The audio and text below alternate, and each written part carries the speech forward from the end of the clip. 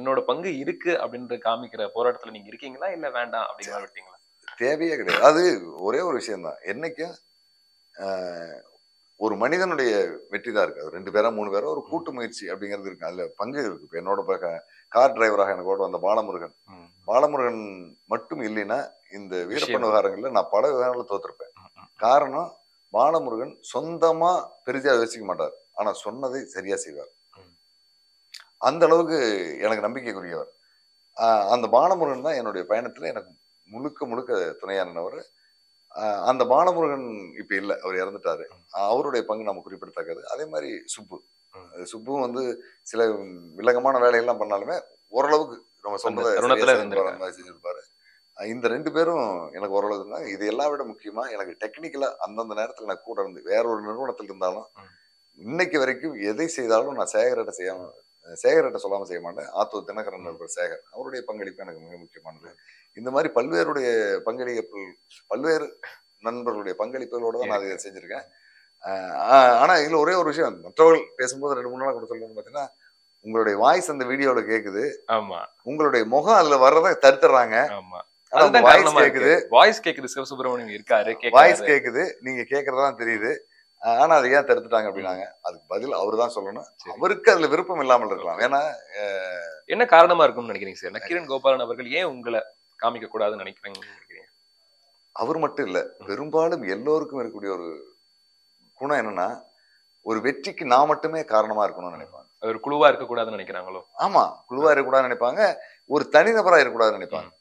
அது இன்னொருத்தர் நம்ம சொல்றதுக்கு ஏற்கனவே அவரு பல இடங்களில் சொல்லியிருக்காரு. ஆனா இந்த இடத்துல இனிமேல் சொல்ல மாட்டாருன்னா இது இப்ப வெளிப்படையா என்ன சொல்ல போனா இந்த வணிக ரீதியா இது ஒரு பெரிய வெற்றியை கொடுத்திருக்கு. இந்த வீடியோவை அந்த அவங்க காட்சிப்படுத்தி இருக்கிறதுலயே வீரப்பனுடைய பேச்சு தான் வீடியோ தான் ஹைலைட். அதுக்கான பங்களிப்பு ஏதாவது எனக்கு கொடுக்கணும் அப்படின்னு நினைக்கலாம் அவரு. அட்லீஸ்ட் பேரா சொல்லியிருக்கலாமே. இல்ல, பேரை சொன்னா பங்களிப்பு கொடுக்கணும். அதனால அந்த பங்களிப்பு எனக்கு இல்ல, இது சுப்புக்கானது, இது ஜீவாவுக்கானது, இது கூட்டு முயற்சிக்கானது அப்படின்னு அதை கொண்டு போயிடலாம். அப்படி அவர் கொடுத்தாலும் அதை நான் வாங்க மாட்டேன். ஏன்னா வாழ்நாளில் யாருமே பார்க்க முடியாத தொகை எனக்கு கிடைச்சது. அப்ப கூட நான் சொல்லிட்டு வந்தேன்னா, என்னுடைய உழைப்பில்லாமல் வருவது எதுவுமே எனக்கு நிக்காது. அடுத்தது என்னுடைய பரம்பரையை தவறான வழியில் கொண்டு போயிடும். எனக்கு இது வேணாம், நீங்க எடுத்துக்கன்னு நான் சொல்லியிருக்கேன். அது வீரப்பனுக்கும் தெரியும். வீரப்பனோட அந்த காலகட்டத்தில் நடந்தது. அந்த மாதிரி எனக்கு வரக்கூடிய எதுவுமே என்னுடைய உழைப்புக்கு தக்கபடியானதா இருந்தா போதுமே தவிர அதுக்கு மேல வர்றதை நான் விரும்ப மாட்டேன். அது வேண்டாம்னு சொல்லிடுவேன். இதே இந்த வீடியோ கேசட் 96ஆம் ஆண்டு பிபிசி நிறுவனத்தினுடைய சவுத் ஆசியன் ரீஜனல் ஆபீஸ் வந்து போன் பண்ணி ஒரு பெரிய தொகை கேட்கறாங்க. CNN 4 கோடி ரூபாய் வரைக்கும் கேட்டாங்க. 4 கோடி ரூபாய் வரைக்கும் கேட்கறாங்க. ஆனா இதுல அதாவது 1996 கேட்கறாங்க. நாங்களும் எங்க ஆசிரியர் கோபாலன் இதை பத்தி பேசுறோம். பேசும்போது நான் ஒரே வார்த்தை சொன்னேன், அந்த தொகை வாங்குறதா இருந்தா எனக்கு தான் வந்திருக்கும்.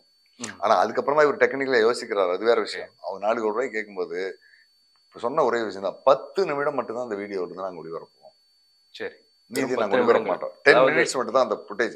9 மணி நேரம் ஃபுட்டேஜ்ல 10 நிமிஷம் தான் நாங்க டெலிகாஸ்ட் பண்ணுவோம், மீதி பண்ண மாட்டோங்கிறாங்க.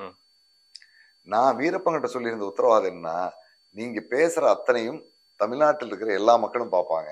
சரி, ஆனா அவரு அப்போ ஒரு கேள்வி வச்சிருக்காங்க, இப்பவே காமிக்கணும் அப்படிங்கிற மாதிரி எதுவுமே சொல்லலையா? யாரு? என்னோட பதிவை வந்துட்டு மக்களுக்கு இப்பவே இன்னைக்கு வீரப்பனை பொறுத்த வரைக்கும் ஒரே ஒரு விஷயம் தான், என்னுடைய செய்தியாளர் அப்படிங்கிற அந்த விஷயத்துல ஒரு தலையிடவே மாட்டார்.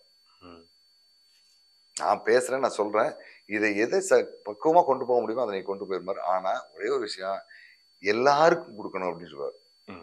எல்லாருக்குமே தெரிய வைக்கணும், எல்லாருக்குமே தெரிய வைக்கணும். போட்டோ கேட்டாங்கன்னா எல்லாத்துக்கும் கொடு, வீடியோ கேட்டா எல்லாத்துக்கும் கொடு அப்படின்னாரு. கோபாலனும் வீரப்பனும் ஈரோடு வரைக்கும் அப்படி தந்தார். அதுக்கப்புறம் தான் அதை யாரையும் பயன்படுத்தக்கூடாதுன்னு இப்ப தடை உத்தரவு வாங்கிட்டு இருக்காரு. ஓகே, வீரப்பனும் ஈரோடு வரைக்கும் இவர் அந்த மாதிரி தான் இருந்தார். எல்லாத்துக்கும் பிரிண்ட் போட்டு கொடுப்போம். அதெல்லாம் அந்த மாதிரி காலகட்டத்தில் 4 கோடி ரூபாய் கேட்கும்போது நான் சொன்னதான் வேண்டாம். இது அதுல இன்னொரு முக்கியமான பிரச்சனை, அன்னைக்கு CNN பிபிசிங்கிறது திருச்சி, சென்னை, மதுரை, கோவை இந்த மாதிரி ஒரு 4-5 நகரங்கள்ல மட்டும்தான் கேபிள் டிவி மூலமா கனெக்ஷன் இருக்கும். அதை தாண்டி வேற எந்த ஊர்லயுமே பிபிசிசின்னு தெரியாது. அப்போ அது மக்களுக்கு போய் சேர்றதுக்கு வாய்ப்பு இல்லை. 10 நிமிஷத்துல என்ன சொல்ல முடியும்? 9 மணி நேரம் வீடியோ இருக்கிற விஷயத்த 10 நிமிஷம் எப்படி சொல்ல முடியும்? வேற மாற்று வழி பண்ணலாம் அப்படின்னாங்க. மாற்று வழிக்காக பெரிய அளவு முயற்சி பண்ணார். என்ன மாதிரியான விஷயங்கள்? பல தொலைக்காட்சி நிறுவனங்களை அணுகினார். அந்த தொலைக்காட்சி நிலையங்களை அணுகும் போது அவங்க அந்த கேசட்டை வாங்கி உள்ள போட்டு கூட பார்க்கல.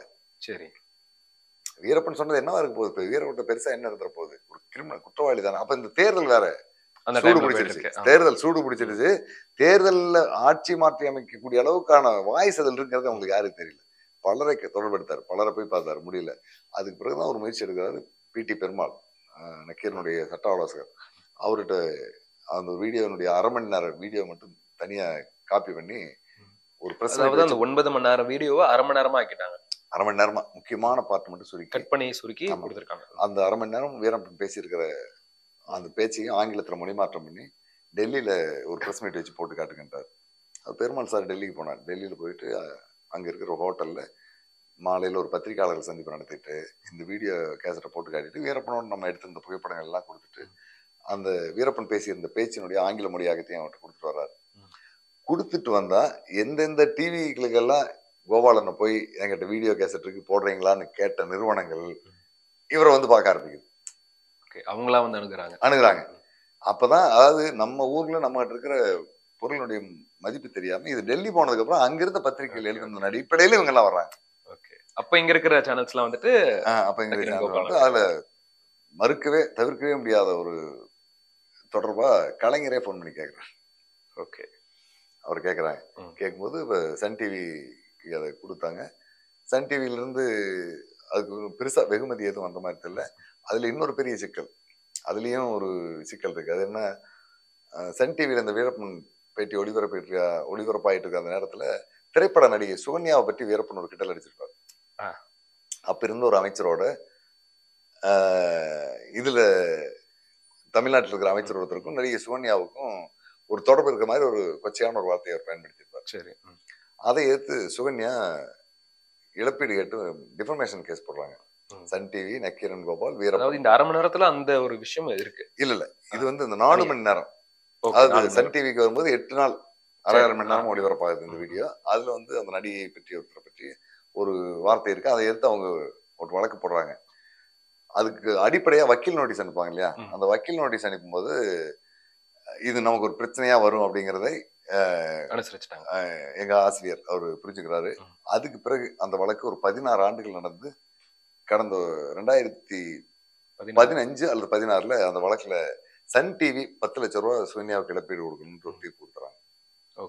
நஷ்டஈடா கொடுக்கணும். நஷ்டஈடா, அதாவது டிஃபர்மேஷன் கேஸ்ல ஊடக நிறுவனங்கள்லயே முதல் இழப்பீடு கொடுத்த நிறுவனம் சன் டிவியா தான்.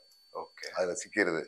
அப்போ நக்கீரன் தரப்புல தாக்கல் செய்யப்பட்ட அபிடவிட்ல அந்த வீடியோ கேசட் எங்ககிட்ட கிடையாது, எங்களுக்கு வீடியோ தொழில்நுட்பத்தை பயன்படுத்துறதுக்கான டெக்னிக்கல் கிடையாது, நாங்க வீரப்பன் பேட்டி எடுத்துட்டு வந்த வீடியோ கேசட் நாங்க நேரடியா சன் டிவியில கொடுத்துட்டோம் அப்படின்னு சொல்லிட்டு ஒரு தப்பிச்சு வந்துடுறாரு. வெளியில வந்துடுறாரு. சன் டிவி இழப்பீடு கொடுத்துட்டு வருது. அந்த வீடியோ கேசட் தான் இப்ப 27 வருஷம் பாதுகாத்து வச்சிருந்தேன்னு சொல்லி வெளியிடுறாரு. ஆமா, இப்போ அந்த கேள்வி வரும்போது அந்த கேள்வி வருதுல, நீதிமன்றத்தை முட்டாளாக்குகின்ற வேலையில் ரொம்ப தெளிவா பயன்படுத்துவார். அதான் அவர் ரொம்ப சரியா பண்ணியிருக்காரு. இன்னொரு முக்கியமான விஷயம், இது பொது சொத்து. மைசூர்ல இருக்கக்கூடிய தடா நீதிமன்றத்தில் இந்த 9 மணி நேரம் வீடியோ கேசட் நீதிமன்ற ஆவணமா இருக்கு.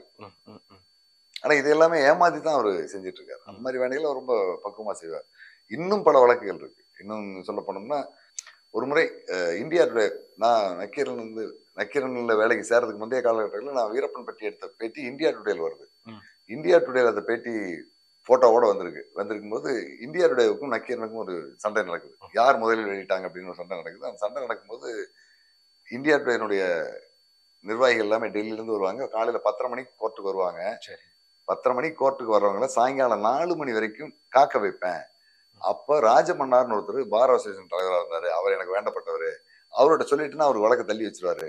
4:30 மணி வரைக்கும் இந்தியாவுடைய நிர்வாணம் அங்க காத்துக்கிட்டு இருக்கோம்.